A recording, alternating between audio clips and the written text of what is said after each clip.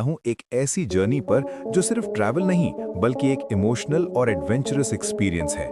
क्योंकि मैं अभी आइसलैंड की रोड ट्रिप से वापस आया हूँ और बिलीव करो ये दुनिया की उन जगहों में से है जहाँ जाकर इंसान रियलिटी भूल जाता है। सोचो एक ऐसी लैंड जहाँ आग भी है, बर्फ भी है, वाटरफॉल्स भी हैं और वॉल्केनो भी, और हर टर्न पर एक नया सरप्राइज आपका इंतजार कर रहा होता है। हमारी जर्नी स्टार्ट होती है आइसलैंड की हाईलैंड से, जो कंट्री का सबसे वाइल्ड और अनटच्ड हिस्सा है।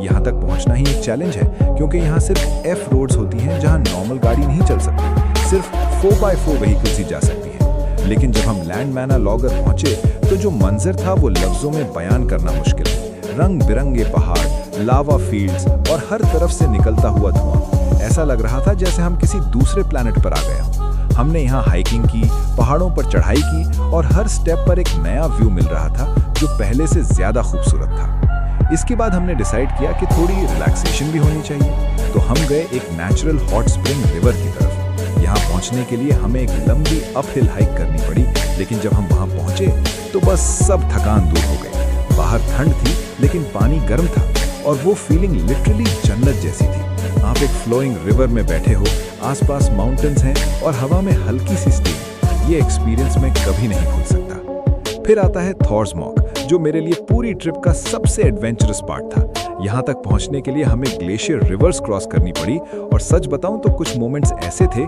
जहाँ लगा कि गाड़ी डूब जाएगी, लेकिन जब हम वहाँ पहुँचे तो जो व्यूज थे बस दिल खुश हो गया। हर तरफ ग्रीन वैलीज, ग्लेशियर्स और क्लाउड्स का कॉम्बिनेशन एक सिनेमैटिक सीन क्रिएट कर रहा था। हमने यहाँ एक व्यू पॉइंट तक हाइक किया जहाँ से 360 व्यू मिलता है, और वो मोमेंट मेरी लाइफ के बेस्ट मोमेंट्स में से एक था। अब चलते हैं साउथ आइसलैंड की तरफ, जो सबसे ज्यादा फेमस रीजन है।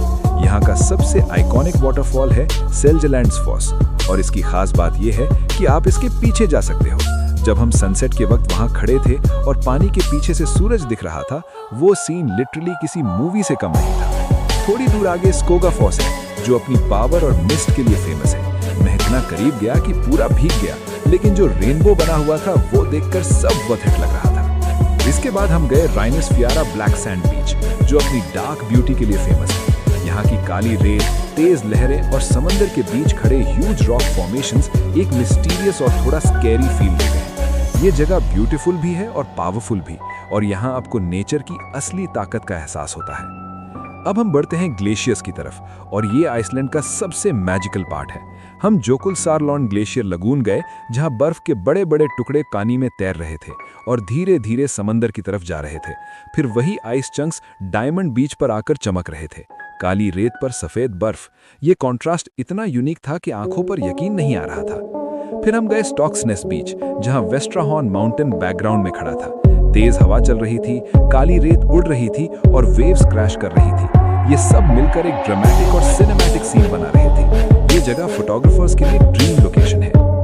ईस्ट आइसलैंड में हम गए हैंगी फॉस वाटरफॉल, जो अपनी रेड रॉक लेयर्स की वजह से बिल्कुल यूनिक लगता है। यहाँ तक पहुँचने के लिए थोड़ी हाइक करनी पड़ती है, लेकिन जब आप ऊपर पहुँचते हो तो व्यू देखकर सारी थकान भूल जाते हो। फिर हम गए सेडिसफियोर्ड, एक छोटा सा पीसफुल टाउन जहाँ रेनबो रोड और कलरफुल हाउसेस एक अलग ही वाइब क्रिएट करते हैं। ये जगह बिल्कुल सुकून देती है। नॉर्थ आइसलैंड में सबसे पावरफुल वाटरफॉल डेटिफॉस है। इसकी आवाज इतनी तेज होती है कि दूर से ही सुनाई देने लगती है। जब हम इसके पास खड़े थे तो लिटरली जमीन हिलती हुई महसूस हो रही थी। इसके पास एक हिडन कैनियन भी है, जो इतना खूबसूरत है कि लगता है जैसे आइसलैंड का अपना ग्रैंड कैनियन हो।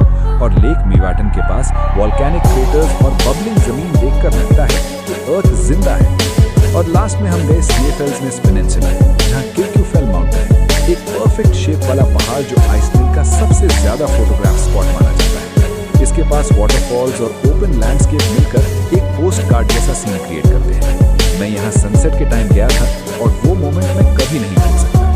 तो दोस्तों, ये थी मेरी आइसलैंड रोड ट्रिप की कहानी। एक ऐसी जर्नी जो सिर्फ ट्रैवल नहीं बल्कि एक लाइफ एक्सपीरियंस है। लेकिन सच ये है कि मैंने अभी भी आइसलैंड का बहुत छोटा हिस्सा ही एक्सप्लोर किया है और अभी भी बहुत कुछ बाकी है।